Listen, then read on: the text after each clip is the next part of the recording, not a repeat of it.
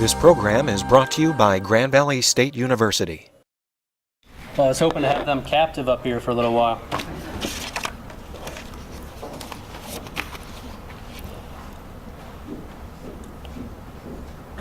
Well, it's a great honor to be with you here this afternoon, and it's a great honor to be inducted. I have to say, I had the opportunity to conduct about a 2-hour focus group with several of the students being inducted today, and I feel even more honored after seeing the caliber of student that's involved. You guys have done great work on campus, and just in that focus group, getting that pushback, getting the searching questions. I'm more convinced than ever that Michelle is running a great program. So thank you, Michelle, for all your service here at Grand Valley, and thank you for involving me in this event. Now, I'll be as brief as possible because I know everyone's trying to get the results of a certain basketball game out there, so their minds might be wandering a little bit, so I'll be brief. Trouble is brewing these days in Silicon Valley between two giants, Apple and Google. Some are calling the conflict World War III. Others are apparently calling it Apple Goo. Apple Goo. I guess that's up to you. You could call it whatever you want. But whatever we call it, those in the industry who know tech best recognize that we're on the verge of truly a titanic conflict between the two, especially over mobile computing. But the tension between the two goes far deeper than their competing philosophies about web and proprietary standards. It goes all the way to the very root of each company's creativity. And that's what matters to our future leaders. This century, perhaps more than ever before, we're going to need leaders in all sectors who are innovative, leaders who are adaptive, leaders who are visionary, leaders who have great imagination and can solve fast emerging problems. These leaders will have to hone many talents, many skill sets, but perhaps above all, they'll have to find that creativity that underlies innovation, that underlies adaptability and vision. In Apple-Google, in that rivalry, Apple-Goo, I think you can find a real key to unlocking that creativity. So I'm going to talk about that briefly. But first, I'd like to venture into territory more in my line of expertise, which is presidential studies, by sharing with you two creative geniuses from the White House who very much parallel the difference between Apple and Google and their source of creativity. First, I'll start with Thomas Jefferson. John F. Kennedy hosted 49 Nobel Prize winners in the White House in 1962. And at that event, he could have been at this event and said the same thing. At that event, he said that never in the history of the White House have we had a greater collection of talent and human knowledge than we have here today, with the one possible exception of when Thomas Jefferson dined alone. Now, it's a bit of a bold statement, but it gets at the incredible genius of Thomas Jefferson's mind. So on the one hand, when I'm talking about creativity in the White House, you have Thomas Jefferson. Jefferson, as we all know, was a statesman, a politician, a diplomat, a lawyer, a lawmaker. But he was also a great scholar. He was a philosopher. He was a critic. He was an architect. He was a farmer and a horticulturalist. He was an amateur meteorologist. He recorded the weather every single day and tried to understand what it meant. He sampled in so many different fields, and not only did he sample, but he developed a great depth of knowledge in all these different areas. There are probably 20 or 30 places where we could say Jefferson was an amateur or professional. And it was because he had this great searching mind. And he read all the time. He threw himself into experiences when he could. And again, developed this deep knowledge. Now, as a result, if you wanted to compare Thomas Jefferson to me, which you really shouldn't, or to anyone else in this audience, you would say that Thomas Jefferson had infinitely more dots in his mind to connect.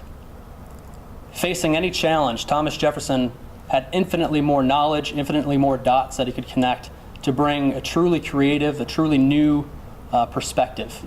He had ideas from all different fields, from numerous cultures, from all over the place that intersected within his mind. And so on the one hand, we have Thomas Jefferson, and we can see the individual creative genius of one person.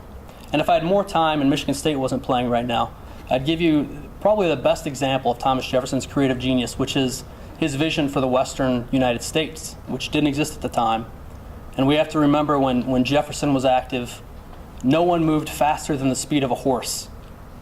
And the vast West was totally unknown, but he had a great vision.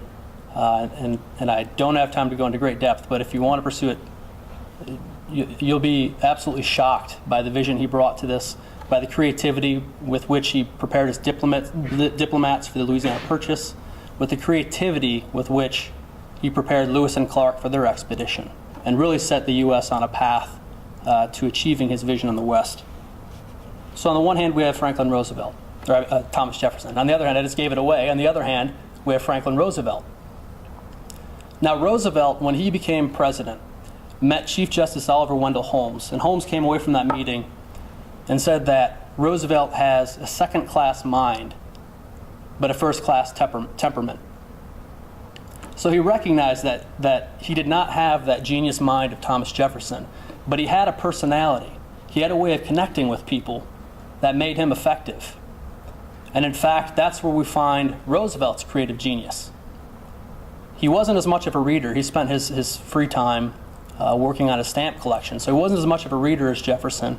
Didn't have quite as much experience, although he did have a lot of experience in the Navy Department and as governor of New York. But truly, his creative genius was that he could bring together what was called the brain trust and pull them into his circle and engage them and get them committed. And this brain trust was incredibly diverse in terms of their experience, in terms of their expertise, and in terms of their field of study. He brought in university professors from Columbia. He brought in local politicians. He brought in business and labor leaders. He brought in people from all over the place and was willing, in fact, to hear any idea. Half the time, his staffers thought he was talking to a crazy person who didn't really have any idea that would be useful for him. But he brought it together. He brought together all of these great and creative minds and mixed them up and double assigned them, and oftentimes created rivalries to try to get them debating. And so I guess what I'm trying to get across is in Jefferson you have an individual creative genius. In Franklin Roosevelt you had somebody who could pull together numerous creative geniuses, maybe not with quite a Jefferson mind, but he brought them together in a way that their ideas, their backgrounds, their different cultures intersected. And out of those intersections, new ideas come. Creativity comes. And so the example, when we're talking about Franklin Roosevelt's creativity, love it or hate it, is the New Deal, which is the most creative outpourings, of legislation from the White House in history. And it's not because he sat there as a mastermind and figured it out. It was because he was willing to experiment. He was willing to hear ideas. He was willing to bring people together.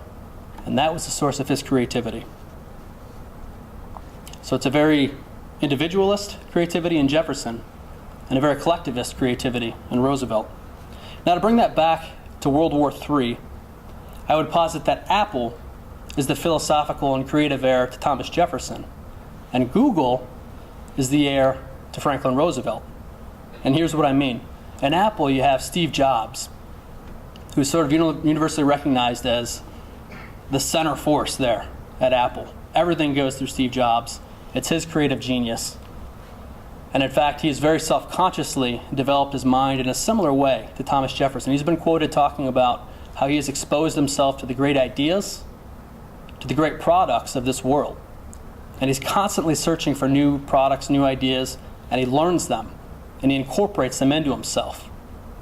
And what you get then is an aesthetic sense that he took from his Buddhist beliefs, which he gained in a spiritual journey to India. You get the very spare aesthetic sense that he gained from his study of calligraphy, of all things. He actually dropped out at Reed's College in order to drop into classes he was more interested in. And so he gained this wide variety of knowledge in different areas, similar to Jefferson, and now brings that to problems on a daily basis. So it's very much the Jeffersonian model. And of course, out of Apple, we see Macs, we see iTunes, we see iPod, iPhone, iPad. Steve Jobs is also responsible for Pixar. And so you see the results of this creative genius, even though a lot of people don't like Steve Jobs particularly. He's not a friendly person to work for, apparently. But it's very much in that Jefferson model. On the other hand, you have Google. And what do we know Google for? Have you guys seen the Googleplex? Have you seen any of this on television or read about it? Googleplex, which is the main headquarters for Google, intentionally mixes people up, very similar to how Roosevelt did it. You're not going to find any individual offices at Google. You're going to find laptops all over the place, people sharing offices, different workspaces everywhere. Ideas at Google very self-consciously come from everywhere. They come from executives, yes. They come from all of the thousands of engineers, and they come from users. And this is the creative genius of Google. It's not the one-man approach that you have at Apple, the one-man or woman approach. And in fact, they even design their work time around trying to tap into this creativity of their entire workforce. At Google, they have what's called 20% time. 80% of the time, you're working on what Google wants you to work on, whatever your current project is. 20 time, you do whatever the heck you want to do. You pursue something you're passionate about. You pursue something you're curious about. And in fact, they have found that 50% of the creative innovations at Google have come out of that 20% time. And they have all sorts of ways that they build this creativity, this culture of creativity and of openness into Google. And of course, out of Google, we have Gmail, we have Google Chrome, Earth, Maps, Books, Docs, Pages, Talk. It goes on. And I have my Android phone with their new operating system, which I love, but use a MacBook too. So anyway, I don't want to keep you guys any longer, but I wanted to get at those two very different approaches to creativity, because as leaders, you are absolutely going to have to find your creativity here at Grand Valley, but also when you leave, when you're in the workplace.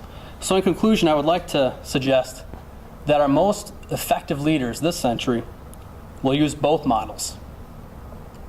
They'll be able to tap their own creative reservoir, replenishing it through broad study, very broad study, observation, and experience.